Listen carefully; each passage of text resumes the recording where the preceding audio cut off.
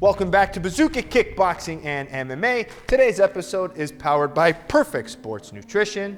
Today's video is a preview of the workouts and lessons that you will get at bazookatraining.com. If you like it, head over to the website bazookatraining.com, sign up, and get all these workouts. There's over 300 to learn from. All right, let's get into today's video. Boom!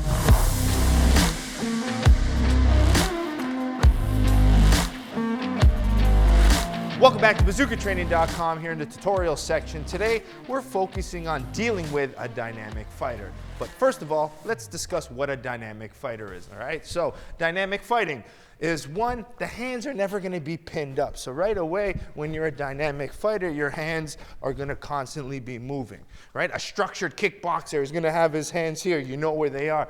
But when someone's hands are down, you don't know where they're gonna come. When you think of the Sean O'Malley's, even the Israel Adesanya's, the hands are always moving, the feet are switching, and they're constantly somewhere where they don't want you to be, right? So you're gonna keep feinting and moving and trying to set you up. So let's get Izzy as our dynamic fighter today, and she's gonna start mixing her hands, mixing her footwork, and lots of feinting.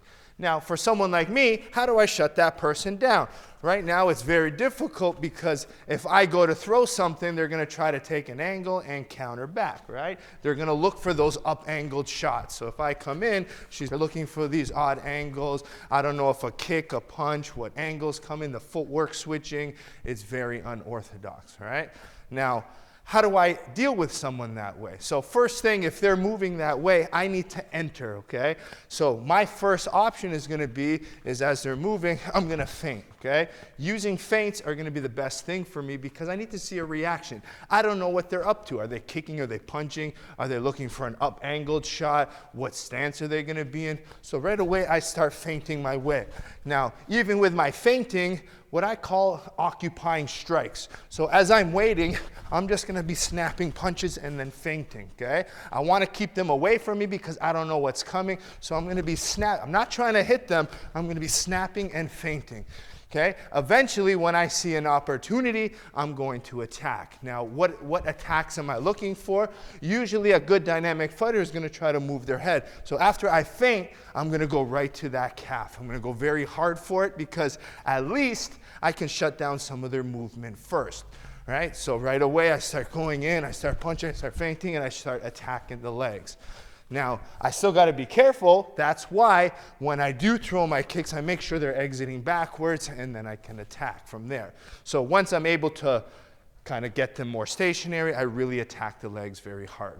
Now, once they're going to probably switch stances, and at that point, okay, they move, and then I have to go back to another variation to go.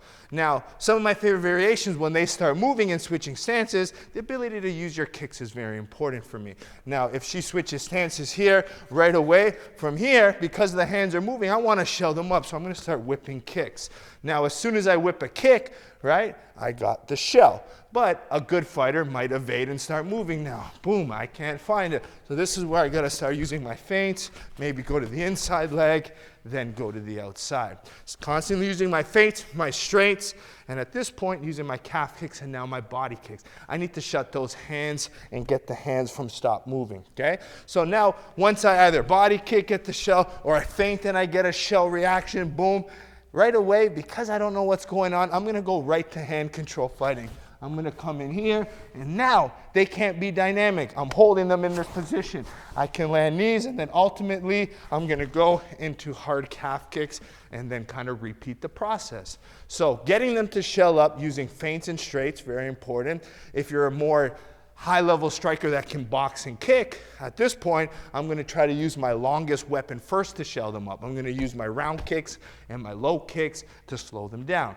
Now, if I want to slow them down with boxing, right, eventually I'm going to have to crack a little bit harder, okay? If I'm just throwing single shots, they're able to move and maybe counter.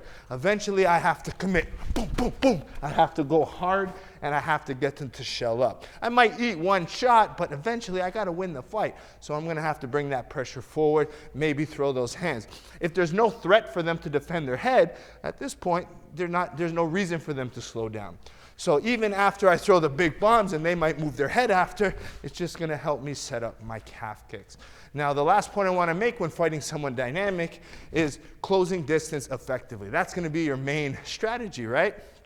If you're fighting in a cage, you're going to try to use your wall control. If you're fighting in a ring, if they're against the ropes or in the corners, they can't use their footwork, and then you can punish them.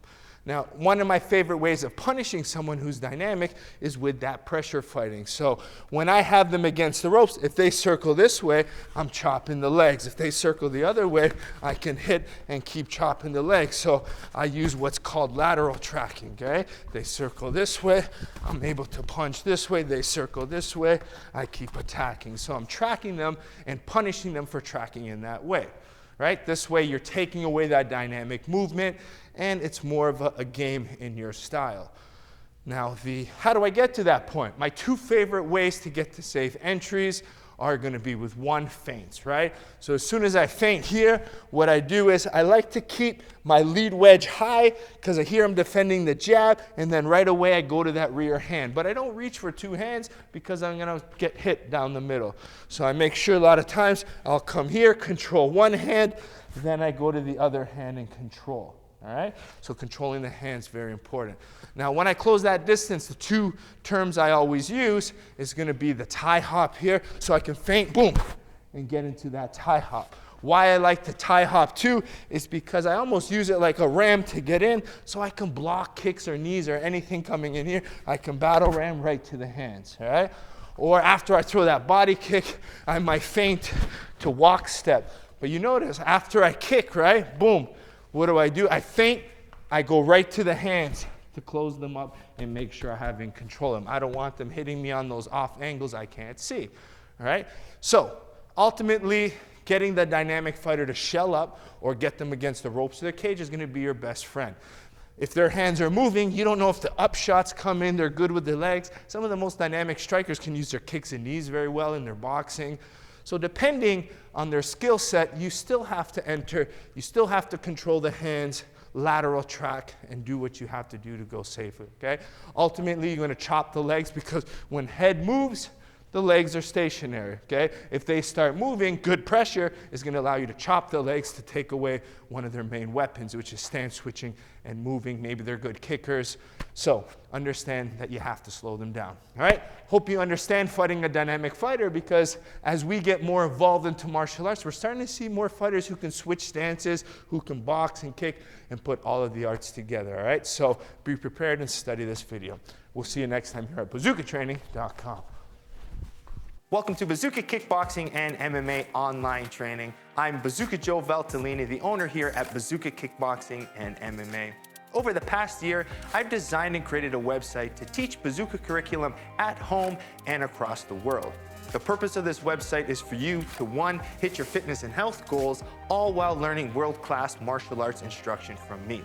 The beautiful thing about this website, it's geared for all levels. So if you're learning martial arts for the first time as a beginner, we help you progress into the bigger stages. And if you're a pro fighter, guess what? We have different fight concepts for you to improve your tool set and your skills in the ring or cage. As the fastest rising kickboxing world champion and a lifelong martial artist with over 30 years of experience, I've been able to combine my passion for martial arts and teaching to create this website.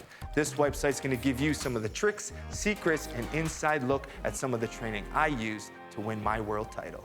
Once you subscribe to this site, you're going to be getting weekly training videos and tutorials that you can do from anywhere.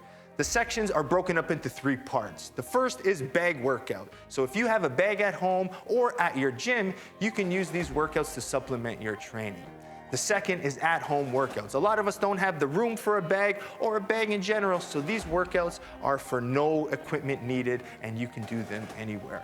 And finally, the tutorial section. If you're having any problems with a specific technique or fight concept that's covered in any of the workouts, go to the tutorial section, learn the technique, and then go back to the workout, and this time, do it with proper technique. One of the added benefits once you subscribe is the forums section where you can get a more personalized experience where you can ask questions and I'll be able to go in there and answer them. It's all about building a team and a community of martial artists helping each other grow. So subscribe now to get access to all the videos plus more so you can be part of the squad here at Bazooka Kickboxing and MMA.